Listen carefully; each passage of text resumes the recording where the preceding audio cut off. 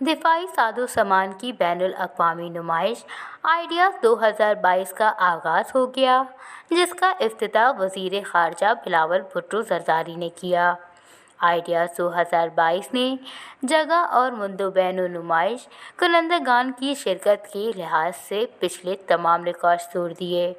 Karachi expo centre के तमाम halls मुकम्मल तौर पर बुक किए गए हैं। इफ्तिताही तकरीब से खिताब करते हुए वज़ीर ख़ारजा बिलावल भुट्टो ज़रदारी ने कहा कि पाकिस्तान ने दुनिया के अमन के लिए किरदार अदा किया है और करता रहेगा। मसला कश्मीर का पुरअमन हल खित्ते की बेहतरी के लिए अहम है। इत्तेहादी हुकूमत बहुत से चैलेंजेस से निबर्द आज़मा है। पाकिस्तान डिफ़ॉल्ट के ख़तरे से निकल चुका है। इत्तेहादी हुकूमत मुल्क को माशी चैलेंजेस से निकालने के लिए काम कर रही है। उन्होंने कहा कि ख़ारजा पॉलिसी के तहत दूसरे ममालिक से ताल्लुकात बेहतर कर रहे हैं। पाकिस्तान ने दुनिया के अमन के लिए किरदार अदा किया है और करता रहेगा। जदीद टेक्नोलॉजी और मसनूई ज़हानत का इस्तेमाल तरक्की की तरफ बहुत मावन है।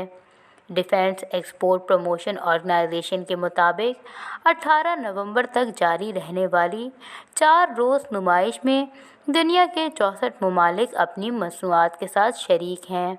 नुमाइश में Pakistani Al-Khalid tank, F-17 thunder और मिसाइल अवाम की तवज्जो का मरकज़ बने। रवा साल के आइडियाज़ में पाकिस्तान समेत 51 ममालिक के 285 वफूद भी शरीक हो रहे हैं।